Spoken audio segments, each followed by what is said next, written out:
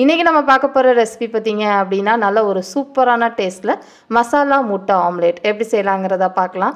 பொதுவாக ஆம்லேட்னாலே நம்ம பிளெயினாக செய்வோம் இல்லையா, அந்த மாதிரி செய்யாமல் இந்த மாதிரி மசாலா போட்டு செய்கிறப்ப நம்ம மற்ற சாதத்துக்கு சைட் டிஷ்ஷாகவும் எடுத்துக்கலாம்.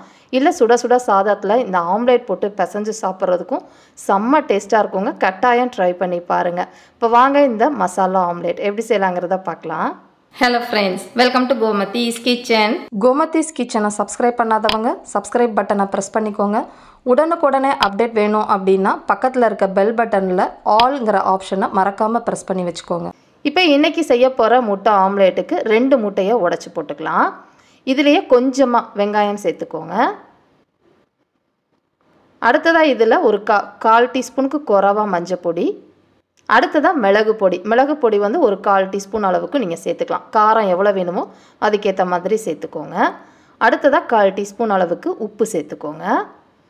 இப்போ இதை ரொம்ப நுரக்கட்டுற அளவுக்கு அடிக்கணும்னு அவசியம் இல்லை. கண்டினியூஸாக ஒரு 3 நிமிஷம் நல்லா விஸ்க் பண்ணி எடுத்துக்கோங்க. இப்போ எந்த அளவுக்கு நல்லா விஸ்க் பண்ணுறீங்களோ அந்த அளவுக்கு உங்களுக்கு முட்டை ஆம்லேட் ஃப்ளஃபியாக கிடைக்கும். இப்போ இந்த அளவுக்கு முட்டையை அடித்தாச்சுங்க.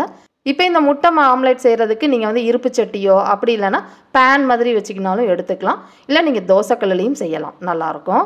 ஒரு 2 டீஸ்பூன் எண்ணெய் சேர்த்துருக்குறேங்க. இப்போ இந்த எண்ணெய் காஞ்ச உடனே ஒரே ஒரு பச்சை மிளகாவை பொடியாக நறுக்கி சேர்த்துருக்குறேன். இது லைட்டாக பொரிஞ்ச உடனே இதில் இஞ்சி பூண்டு விழுது ஒரு 1/4 டீஸ்பூன் அளவுக்கு போட்டு 1 நிமிஷத்துக்கு நல்லா இந்த மாதிரி வதக்கி விடுங்க.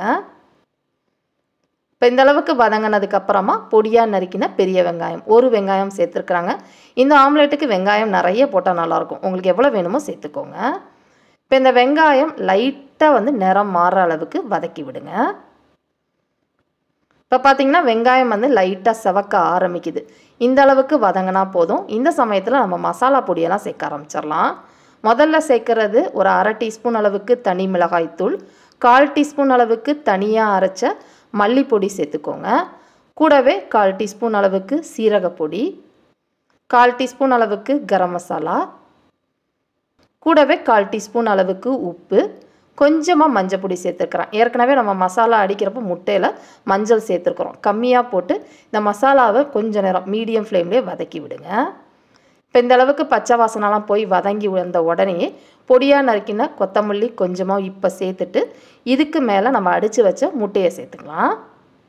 இந்த முட்டையை ஊற்றுறப்ப அடுப்பு தீயை கொஞ்சம் மீடியமாக வச்சுக்கோங்க, அதிக தீயில் வைக்க வேண்டாம்.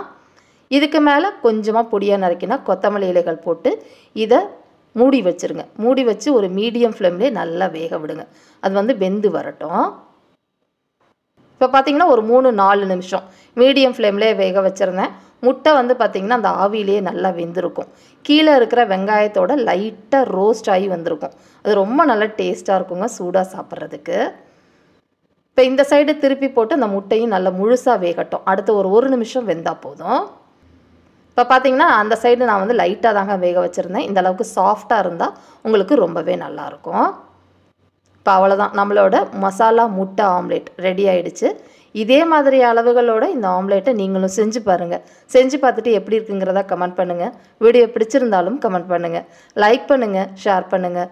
மறக்காமல் கோமதிஸ் கிச்சன் சேனலையும் சப்ஸ்கிரைப் பண்ணி வச்சுக்கோங்க. தேங்க்ஸ் ஃபார் வாட்சிங்.